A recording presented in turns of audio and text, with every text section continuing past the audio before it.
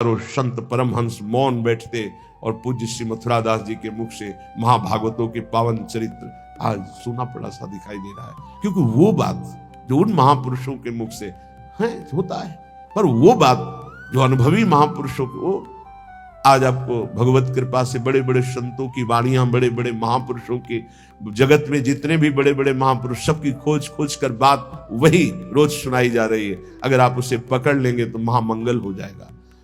जैसे जमीन में गिरते ही बूंद गंदा हो जाता है, निर्मल आकाश से गिरता है बूंद, ऐसे ही मां के गर्भ से प्रकट होते ही माया का इतना प्रचंड प्रभाव कि जीव जो गर्भ में भगवान से वादा किया था कि बस मुझे एक बार मां के गर्भ से निकाल दो, मैं ऐसा भजन करूंगा कि दोबारा इस नरक में ना आना पड़े।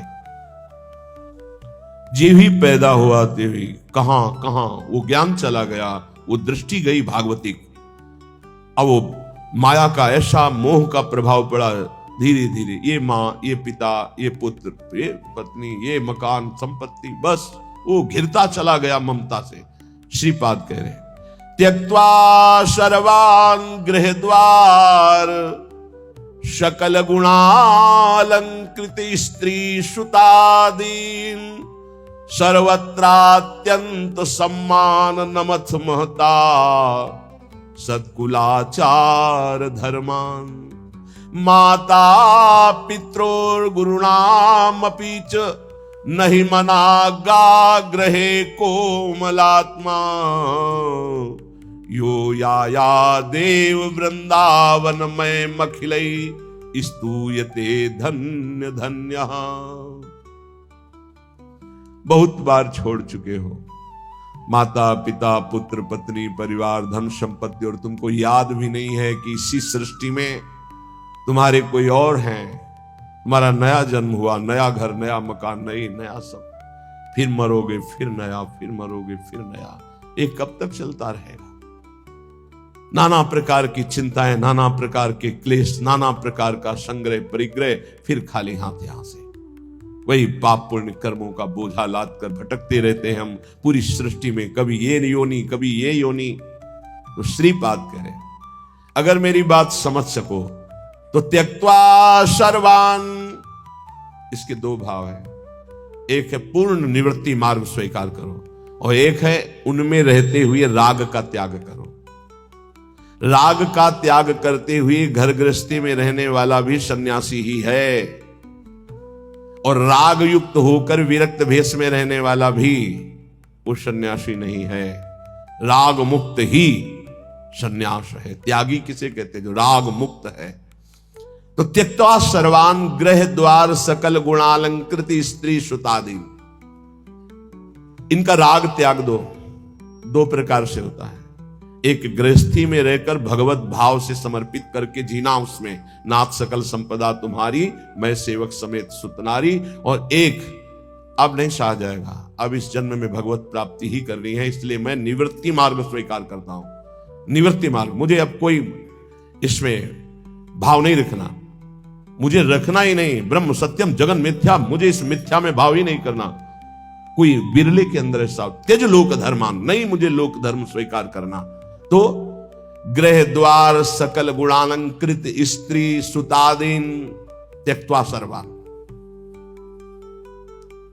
राजकुमार थे, नवीन पत्नी थी, नया पुत्र हुआ और वैराग्य लेकर के महात्मा बुद्ध के रूप में प्रकाशित हुए। पूर्व चरित्र उनका नवीन पत्नी श्री विष्णु प्रिया जी, वयोवृद्ध माता श्री सची जी, घर में दूसरा कोई नहीं, पूर्ण वैराग्य और संन्यास मार्ग महाप्रभु चैतन्य थे। वयोवृद्धा माता, कोई दूसरा पानी देने वाला नहीं, आद्य गुरु भगवान शंकराचार्य जी, परम त्याग वैराग्य की। त्यक्त्वा सर्वान गृह द्वार सकल गुणा अलंकृत स्त्री सुतादीन।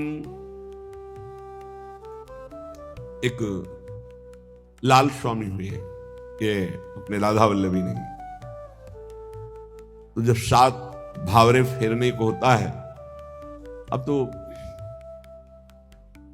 आचार्य सावधान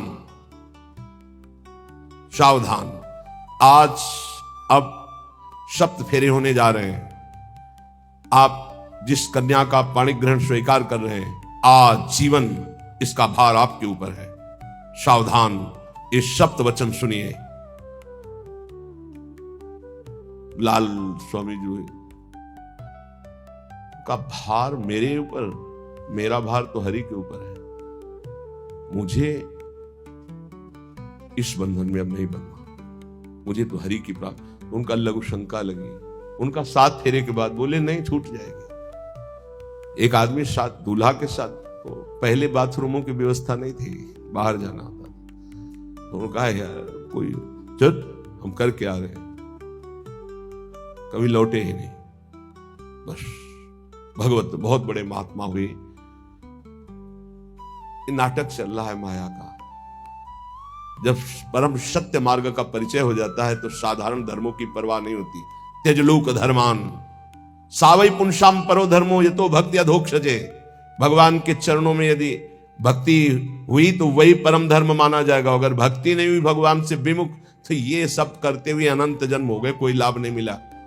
ये कुछ नहीं। अगर नाम जप नहीं है, भगवत समर्पण नहीं है, तो कल आपने सुना था कि वो नैष्कर्म कर्म, वो निर्मल ज्ञान भी किसी काम का नहीं, जिसमें भगवत गुणानुवाद, भगवान नाम जब, भगवत आश्रय नहीं। सनकादि से बढ़कर कोई ज्ञानी नहीं। निरंतर हरिशरणम हरिशरणम। तो चाहे गृहस्थ में हो चाहे विरक्त में, इस जाल में ना फंसे कि ये मेरे हैं, ना तेरे थे, न तेरे हैं और न तेरे रहेंगे। बाद में तब परिचय आएगा जब समय नहीं होगा। गोस्वामी तुलसीदास जी बहुत सरल भाषा में वैदिक सिद्धांतों का वर्णन किया। शुद्ध बनितादि जानि स्वारथ रत, ना करुणे सभी ते, अंत ही तो ही तजेंगे पामर, तू न तजय अब ही ते, मन पछितई है अवसर बीते। दुर्लभ देह पाए हरि पद भजू, करम बचन अरु जीते, मन पछितई है अवसर बीते। माता पित्रोर गुरुणाम पिचनहि मनागाग्रही, कोमलात्मा है अपने हृदय को कोमल मत कर। मोह मदिरा का पान करके पूरे जीवन को नष्ट करा देने वाली ये माया अपने आकर्षण में बांधकर तुम्हारा मानव देह नष्ट कर देगी। मत करना कोमल हृदय, वज्र के समान कठोर हृदय कर ले। राग का त्याग कर। अगर गृहस्थी में तो सबको भगवत स्वरूप मानकर शोक और मोह से ऊपर उठने के लिए नाम जप करते हुए, जो भी आपके पास ईश्वर है, पूरे परिवार की सेवा करते हुए भगवत समर्पण कर दो। राग मत करो। जो है उनकी परवाह नहीं, जो चले गए उनकी चिंता नहीं। बिल्कुल धर्म पूर्वक ईश्वर भाव से मुक्त हो जाओगे। और वैराग्य का तो मार्ग ही सिंहवत और निराला है। इसलिए कह रहे हैं, सुंदर घर, सुंदर स्त्री, सुंदर पुत्र, संपत्ति, माता पिता, वयोवृद्ध गुरुजन, ये सब भगवत स्वरूप मानकर गृहस्थी में नाम जप करते हुए इनकी सेवा करो, मंगलमय। अगर ममता में फंस गए, मोह में फंस गए, तो पूरा जीवन निपटा देगी माया। न भजन होगा, न साधन होगा, न भगवत प्राप्ति की कोई बात होगी। पूरा इतना कीमती जीवन नष्ट हुआ, फिर मरे। कोई माता पिता पत्नी पुत्र परिवार साथ नहीं। तू फिर अकेला अपने वही मोह जनित पाप कर्म करके फिर नई योनियों में जाएगा, फिर भटकेगा। इसलिए यो याया देव वृंदावन में मखिलई स्तूयते धन्य धन्य। धन्य है जो सर्वस्व का त्याग करके वृंदावन का अखंडवास स्वीकार कर लिया। और धन्य वो भी हो जाएगा जो वृंदावन का आश्रय लेकर सत्संग सुनते हुए भजन प्रारंभ कर दिया गृहस्थी में रहते हुए। अब अपने भजन को कैसे हम बचाएं, कैसे बढ़ाएं, कैसे उसको बचाएं। कृपा से भजन हमारा जो शुरू हुआ तो नोस्त्रणवन नैव गृहणन सकल तनुभृताम क्वापि दोषम गुणम वा। बहुत विचित्र खेल माया का है। अगर किसी की निंदा की तो वो दोष तुम में बहुतायत रूप से आ जाएगा। ये बात गांठ बांध लो। क्यों अपने को नष्ट करना चाहते हो? किसी की भी निंदा की, किसी भी बात की अहम बुद्धि करके, वही तुम्हें भ्रष्ट कर देगा, वही बहुत जोर की वृत्ति आपके अंदर दोष की आ जाएगी। इसलिए नो श्रणवन, किसी की भी निंदा कभी भी मत सुनो, तत्काल अंगुली कान मिटा, बहुत बड़ी हानि है इससे। ये 100 बार तो श्लोक आए होंगे ऐसे जिनमें ये वर्णन किया। नो श्रणवन, ये आप सत्संगी हैं, अपने ऊपर आप कृपा करें, कभी किसी की भी निंदा। अरे बहुत विचित्र बात है, निंदा की तो बात जाने दो, अगर भजन करते हो हल्का शब्द निकल जाएगा तो भजन में विक्षेप पड़ जाएगा, हल्का शब्द हो गया तो भजन में विक्षेप पड़ जाएगा। ये हम देखते हैं, शब्द में त्रुटि हो गई तो भजन में, फिर ये लोग जो बड़े बड़े अपराध करते हैं, भगवान जाने इनकी क्या गति होगी, कैसा इनका हृदय है कि ये मुस्कुरा रहे हैं अपराध करके। हल्का वचन निकल जाए जो सम्मान पूर्वक है लेकिन उनके यथायोग्य नहीं है, तो उसमें भजन में अंतर पड़ जाए।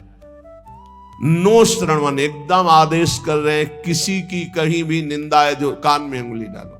इसीलिए जीवन भर एक सूत्र रहा है, असंग, किसी से दोस्ती नहीं रही, क्योंकि जब अपनापन होगा तो खड़े होकर बात करेगा, एक की प्रशंसा करेगा, एक की निंदा करेगा। किसी से भी जरा सी प्रियता से बात कर दो फंस गए। सेवक जी महाराज बहुत सावधानी से कह रहे हैं, तब सुख हरिवंश गुण नाम रसना रटत, और बहुवचन अति दुख दानी। तभी सुख है जब हरिवंश के नाम और गुण को ये वाक इंद्री रटती रहे, ये रसेंद्री स्वाद लेती रहे, और कुछ बोले तो दुख दानी, निश्चित दुख में फंस जाओगे। नो श्रणवन, बिल्कुल ये नियम ले लेना चाहिए, किसी की निंदा, और निंदा सुनने में मन बहुत राजी रहता है। अच्छा, और बहुत हर्षित होकर जैसे उसको राजपद मिलने जा रहा हो, ऐसे पूरे एकाग्रता, ऐसा ना वेदांत का सिद्धांत सुनेगा, ना भक्ति का सुनेगा, ना भगवान की महिमा। निंदा हो रही है तो खसक के और नजदीक पहुंच जाएगा, पुनः बोलो हम सुना नहीं, और अच्छा ऐसा हुआ, और आगे क्या, पूरा रसास्वादन उसमें डूबे चले जा रहे हो, ये नहीं पता कि ये हमारे सारे पुण्य नष्ट करके नरक का रास्ता बन रहा है। नो श्रणवन नैव ग्रहणन, सुनाई पड़ गया तो स्वीकार ही नहीं करना कि वो दोषी है। नहीं नहीं, भगवान जिसको जैसे चला रहे हैं चल रहे, पूरी सृष्टि उन्हीं के चलाए चल रही। यंत्रारूढ़ानि मम माया, नहीं नहीं, मुझे तो भगवान की दिव्य लीलाओं में जाना है, माया जनित लीलाओं के गुण दोष नहीं देखने, ना सुनना है और ना ग्रहण करना। ग्रहण करना होता है कि वास्तविक ऐसा ही है, हाँ अरे वो तो ऐसा। अब जिंदगी भर जब उसकी बात आएगी तो पहले वो दोष हो जाएगा। अच्छा, वो घृणास्पद भाव तुम्हें भगवत प्राप्ति कभी नहीं होने देगा। घोर पापी में, नीच में भी स्वाराध्य बुद्धिर मम, मेरे आराध्य राधा वल्लभ लाल विराजमान है, ये भाव रखना है। कह रहे सकल तनुभृताम क्वापि दोषम गुणम वा, जितने भी शरीरधारी हैं किसी के ना दोष सुनना है ना ग्रहण करना है। वृंदावनस्थ सत्वान्यखिल गुरुधिया सन्नमन दंड पातई, ऐसे भजन बचता है। ऊपर वाली पंक्ति से भजन बचता है। परदोष दर्शन, परदोष वर्णन, परदोष श्रवण और परदोष चिंतन, ये सर्वनाश कर देता है, सर्वनाश। सच्ची मानिए, किसी का भी उपहास कभी मत करना, कभी निंदा मत करना, कभी निंदा मत सुनना। नहीं, 100% आप लिख लो, कुछ दिनों में वो आपके ऊपर हावी होगा। किसी के प्रति भी दोष बहुत बहुत बहुत देखा है, बहुत बार देखा है, इसलिए कभी किसी के दोष सुने, कभी ऐसा ना, नहीं तो फंस जाएगा, फंस जाएगा। माया भगवती इतनी चतुर है कि जानने में नहीं आता कि मैं फंस रहा हूं, जानने में नहीं आता। और वृंदावन में तो कभी भूलकर किसी के प्रति दोष न करे, क्योंकि लाडली जी ने पसंद किया, उसको रखा है, तो फिर हमें दोष करने की क्या सामर्थ्य है। जब लाडली जो मुझ जैसे नीच को वृंदावन में रखे हैं तो उसको वृंदावन में रखे, तो हमारा अधिकार कैसे जब हम अपने को देखते हैं तो हम बड़े अधिकारी थोड़ी है वृंदावन वास के। हम पर जब कृपा हुई तो उन पर भी कृपा हुई, तो जब उन पर कृपा होगी पूरी तो वो भी महात्मा बन जाएंगे, हम दोष दर्शन क्यों करें। तो वृंदावनस्थ सत्वान्यखिल गुरुधिया सन्नमन दंड पातई, अगर वृंदावन के किसी भी वासी पर दोष दर्शन हो जाए तो प्रणाम दंड पाते हैं। वो जाने या न जाने दूर से प्रणाम कर, हे प्रभु मेरे से गलती हो गई, क्षमा करो प्रभु, मैं आपकी महिमा को नहीं जानता। ऐसा पक्का समझ लो, नहीं भजन क्षीण हो जाएगा, भजन नष्ट हो जाएगा। जो त्यक्त्वा शेषाभिमानो, सब अभिमान छोड़ करके, निरवधि परमा किंचन कृष्ण राधा, श्यामा श्याम की आराधना के लिए दैन्य भाव अत्यंत आवश्यक। किसी भी तरह का कोई अभिमान नहीं होना चाहिए। त्यक्त्वा शेषाभिमानो, कोई भी अभिमान शेष नहीं है, रूप का, जवानी का, इन शरीरों का अभिमान, यौवन, बाहुबल बहुत विचित्र है। कुछ भी हो जाए तो जीव का ऐसा गलत स्वभाव पड़ गया, वो अभिमान कर लेता है। अपने आप तो बहुत छोटे। भगवान शंकर तांडव कर रहे थे तो दो तालियों से ऐसे बाणासुर ने ताल मिलाई। भगवान शिव प्रसन्न हो गए, कहा शास्त्र वाव, हजार भुजा वाला हो, महान बलशाली विक्रम भगवान शिव की कृपा। अब दो भुजाएं तो अगर सही ढंग का स्वास्थ्य हो तो फिर खुजली संभलती नहीं, बल्कि भगवान शिव का कृपा पात्र हजार भुजाएं, तो जिस पर्वत में मारे चकनाचूर, जाके दिग्गजों को ललकारा, भाग पड़े, कोई उसके सामने नहीं। काफी समय विचरण करने के बाद भगवान शंकर के पास आए, कहा जगत गुरु आज दूसरी तरह से प्रणाम था। भगवान शंकर ज्ञान समुद्र, बोले गुरु खुजली हो रही भुजाओं में। बोले मतलब? बोले आओ, आप ही आओ, हमारे बल दिया है हजार भुजा, तो आपसे युद्ध करना चाहता हूं। मुस्कुरा दिए। भगवान ने कहा एक माली भी जिस पौधे को सजाता उसको उजाड़ता नहीं। तुम्हारी भुजाओं की खुजली मैं तो नहीं मिटाऊंगा, लेकिन मेरे समान बलशाली आकर मिटा देगा। तो जब प्रद्युम्न पुत्र अनिरुद्ध और उषा जी का बड़ा एकांतिक मार्मिक प्रसंग है कि उषा जी ने स्वप्न में देखा अनिरुद्ध जी को पहली बार। अब वो विकल, ना उनको भोजन अच्छा लगता, ना नींद अच्छी लगती।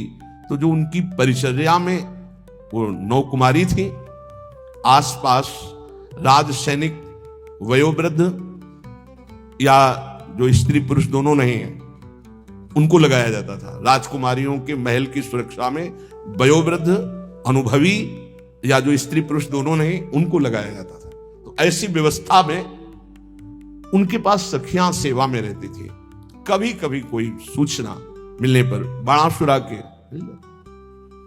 अब उषा जी को इस तरह विक्षिप्त देख करके ना भोजन, ना नींद, ना बल, तो उनकी एक बहुत प्रिय सखी चित्रलेखा थी, जो बड़ी योगिनी थी, शक्ति संपन्न थी। उसने कहा सखी, मेरी सखी होते हुए तुम इतना उदास, बोलो ना।